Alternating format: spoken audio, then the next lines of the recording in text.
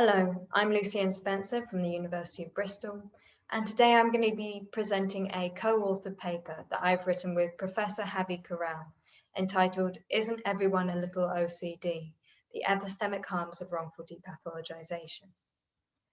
The Mental Health Foundation states that people with mental health problems are among the least likely of any group with a long-term health condition or disability to find work, be in a steady long-term relationship, live in decent housing, or be socially included in mainstream society.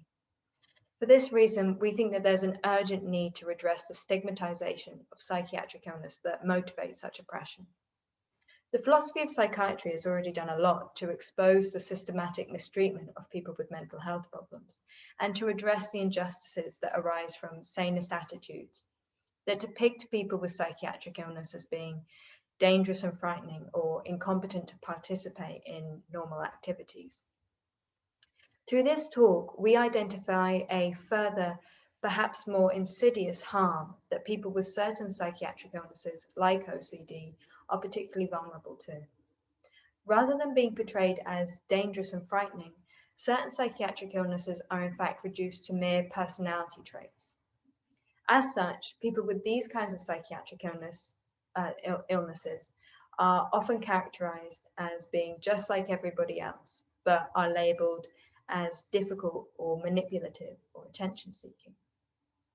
Consequently, people who suffer from these kinds of psychiatric illnesses are denied a fully recognized psychiatric identity.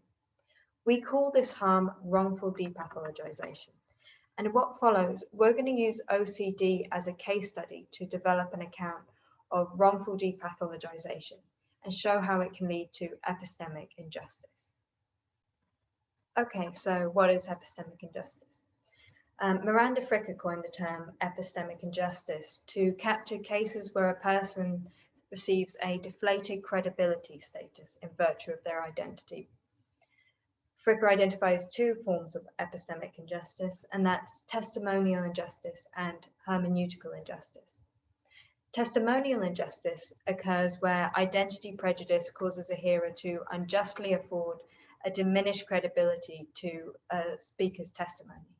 So an example of that might be if a woman goes to report a crime to a police officer and she's disbelieved in virtue of the fact that she's a woman and her testimony is just disregarded as being hysterical.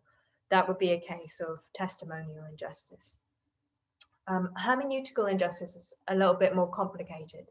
That occurs when identity prejudice causes gaps in the interpretive framework, so that experiences of marginalized groups are harder to articulate.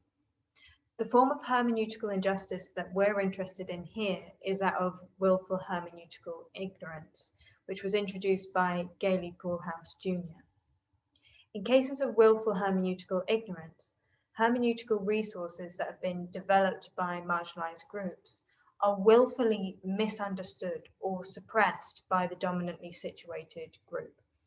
So for instance, an example might be non-binary pronouns. Non-binary pronouns were actually coined in the late 1800s, but as non-binary genders were wrongfully not recognized as being legitimate, these hermeneutical resources were ignored and suppressed. So that would constitute a case of willful hermeneutical ignorance.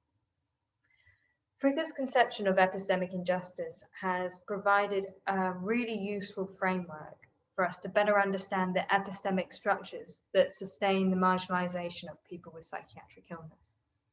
Drawing on this framework, the literature on epistemic injustice and psychiatric illness has been able to demonstrate that sanist attitudes can fuel a credibility deficit that tracks the person with psychiatric illness through multiple social domains, such as the criminal justice system, where a victim of crime is less likely to be believed by the authorities if they have a history of mental health problems, and even into the healthcare system itself, where if a doctor discovers that their patient has a psychiatric illness, they would be more likely to downgrade the severity of the reported somatic system or symptom, or to disregard it as being part of a delusion.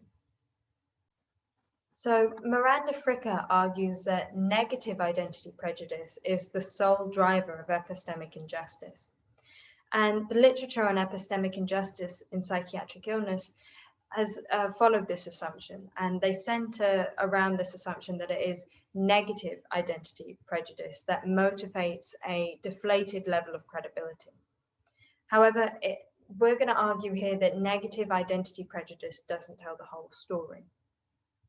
Some psychiatric illnesses, like those that are frequently made light of in public discourse, such as autism, PTSD, or OCD, those kind of psychiatric patients still have to fight for the recognition of the legitimacy and the reality of their illness. There is still a skepticism regarding the severity of those kinds of illnesses, supported by entrenched prejudices that those with such mental health problems are hypochondriacs who are actually in control of their conditions, but they're not trying hard enough. While these conditions are still subject to systematic stigmatization, we propose that they are frequently simultaneously trivialized. So, on the one hand, people with OCD may be seen as less reliable epistemic agents because they have a psychiatric illness, and hence are more vulnerable to epistemic injustice, which has been argued in the literature so far. But on the other hand, the positive stereotypes associated with the illness can give rise to trivialization of that illness, and as such, they may not be considered ill enough to receive support and recognition. Consequently, a twilight zone of psychiatric illness is created, where the ill person is deemed to both exaggerate their difficulties, which would be trivialization, and to be epistemically suspect because of their psychiatric diagnosis, which would be stigmatization. Therefore, those with psychiatric illnesses are judged to be too ill to be free of stigma, but not ill enough to be taken seriously. In other words, while the individual is stigmatized for belonging to the marginalized community, that of psychiatric illness, their illness itself is subject to trivialization. We call this simultaneous trivialization and stigmatization wrongful depathologization. Okay, so what is wrongful depathologization? To understand depathologization, we need to first grasp what is it to pathologize behavior. To pathologize is to view a behavior as being abnormal, unhealthy, and requiring special treatment. In contrast, to depathologize is to stop seeing a certain behavior as being abnormal. Depathologization is often seen as righting a social injustice and combating the stigmatization of a marginalized group, whose members have been viewed as behaving in ways that are deviant, unnatural, or sick.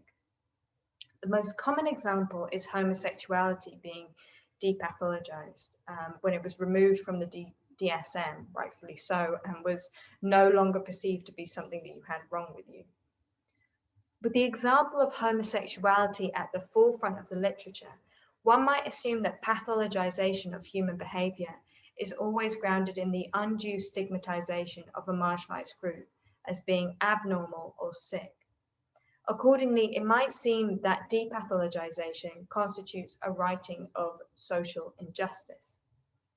Although depathologization has heretofore been considered a largely positive process, in this article, what we do is we articulate its negative impact in psychiatry. We examine how a mental disorder might lose its pathological status in public discourse whilst retaining its medical status, resulting in a diffusion of the clinical definition and a masking of its serious and debilitating nature. We argue that depathologization can therefore be harmful. Our aim is to articulate then a new harm, driven not by sanist attitudes, but rather by what we term wrongful depathologization, which deflates the status of a mental illness. We further claim that wrongful depathologization is a unique form of epistemic injustice. We're going to then proceed to demonstrate how people with OCD are particularly vulnerable to the harms of wrongful depathologization. So OCD is particularly vulnerable to wrongful depathologization because it's frequently trivialized in the media. An example of such trivialization can be found in an interview with TV personality Michelle Mone, who is self-diagnosed as having OCD. On Good Morning Britain, she claimed, "I love having OCD. It makes me really organized. And I've always believed that if your drawers are really organized and tidy, then your life will be." So here we have a portrayal of OCD as being just a set of positive personality traits. When asked if she experiences any negative impact from the illness, after seeming taken aback from the question, she briefly mentions having to resist organizing other people's homes before laughing this off and then reaffirming the positive aspects of the illness again. Even though she was prompted by the interviewers, Mone fails to highlight thought insertion, an essential feature of OCD that forces those with the condition to pray, count, repeat words silently, wash their hands, and other such compulsions in ways that impede on their daily life. By reinforcing this false positive stereotype, the debilitating nature of OCD then remains invisible. We argue that positive stereotypes like this can dilute a psychiatric illness like OCD by emphasizing only the putatively positive aspects of the condition, while obscuring the debilitating aspects of the illness. Although no negative stereotype has been activated here, the seemingly positive stereotype gives rise to wrongful depathologization. Okay, so one way that this wrongful depathologization can manifest is through testimonial injustice. Many people with OCD report that their testimonies aren't taken seriously by healthcare practitioners, as the psychiatric illness is often perceived as being less debilitating than the patient claims. One OCD patient recalls their experience as follows. They say, "I remember halfway through the assessment, she said, 'So what help do you need exactly? People with mental health issues can barely get themselves out of the house. They have no motivation to do anything. Are you sure you're not just having a bad few weeks?' I understand she's the professional, but unfortunately she completely invalidated my mental well-being. I panicked and immediately started backtracking. I felt like I had to lie about my symptoms because they didn't seem good or correct enough to actually get any help, and that I was stupid for finally taking steps to get help." Many people with OCD don't fit the picture of psychiatric illness that was described in that quote. They might be fully capable of getting out of bed and going to work and socializing, yet they remain plagued by intrusive thoughts, urges, or compulsions to perform rituals. Nevertheless, many individuals with OCD face testimonial injustice in psychiatric healthcare because their illness is considered to be less severe than other psychiatric illnesses. The testimonial injustice can be attributed to positive identity prejudices that depict people with OCD as being high functioning, whilst trivializing the debilitating aspects of their condition. A further epistemic harm we identify is that of willful hermeneutical ignorance. In recent years, we've seen diagnostic terms like OCD, also autism or PTSD, saturate public discourse. And once incorporated into everyday language, these terms are immediately vulnerable to misappropriation and can be robbed of their hermeneutical power. This constitutes a case of willful hermeneutical ignorance, because the trivialization of diagnostic terms can suppress the existing hermeneutical resources of those diagnosed. The term OCD in public discourse rarely refers to the psychiatric illness, but rather has become a shorthand description of someone who dislikes mess. So a multifaceted psychiatric illness has then been reduced to a personality trait. This now dominant understanding of OCD is reflected in adverts like the one we can see here by Virgin Voyages that makes light of the illness. The advert states, "You can live like a rock star or indulge your inner OCD. We don't judge." So the advert appeals to an understanding of OCD as being a guilty pleasure, derived from tidiness rather than being a psychiatric illness.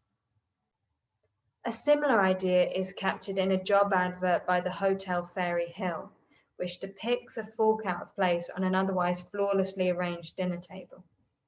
The advert proclaims, "Slightly OCD, then we'd love to hear from you," assuming that the slightly OCD person would notice that the cutlery has been misaligned. The advert conveys an understanding of OCD as simply liking order, excluding the intrusive and unwanted urge for symmetry or other obsessive thought compulsions characteristic of OCD. What's more, the qualifier "slightly" can be deeply harmful. Although the illness has degrees of severity, an essential feature of OCD is that the obsession, taking the form of, according to the DSM-5, recurrent and persistent thoughts, urges, or images, are experienced as being intrusive and unwanted, and in most individuals cause marked anxiety or distress. So to suggest that someone can be slightly OCD is to undermine the term by qualifying its severity or implying that it comes in degrees, shading into normal behavior. Such language further enforces the popular understanding of OCD as being a personality trait. By misrepresenting the meaning of the term OCD, those who are dominantly positioned, by this we mean people who don't have a psychiatric illness, rob those with OCD of an essential hermeneutical tool to convey the nature of their illness. In doing so, the label has been deprived of its power as a hermeneutical resource for people with psychiatric illness. So consider the following account where a person with OCD describes the reaction of a financial agency that he approached for support. You're a healthy, big white person who seems intelligent, has no obvious disabilities. What possible excuse could you have? Well, I'm obsessive compulsive. Oh, just that. My roommate likes to have our apartment tidy and place everything just right. Now that's OCD. It's not anything serious like bipolar or schizophrenia. I think the problem is that you're just lazy. So the person who's approached the financial agency possesses a hermeneutical resource that ought to convey their experience to the financial agency successfully. But because of the trivialization of OCD, this term has been appropriated to communicate not his illness, but personality traits that are more recognizable to those who are dominantly situated. We propose that the misuse of the term OCD is a unique case of willful hermeneutical ignorance that can be added to Poolhouse's account. The dominantly situated not only refuses to learn how to use this term, how to use this hermeneutical resource correctly, but they appropriate the term so that it reflects their own experience of the world. Thus, the term OCD has been discarded, but the OCD term hasn't been discarded. Instead, it's been repurposed to suit the needs of the dominantly situated. This is a powerful strategy for further obstructing the voice of those with OCD. The term OCD hasn't been ignored, but on the contrary, it's been enthusiastically adopted into common use. But this seemingly benign common use effectively occludes the full meaning of the term, leaving visible only its palatable aspects.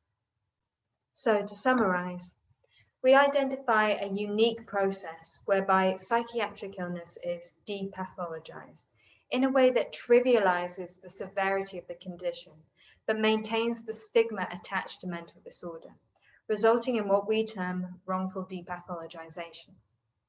Using OCD as a case study, we showed that wrongful depathologization may paint a partial and misleading picture of the disorder as being a mere personality trait, rather than a legitimate illness.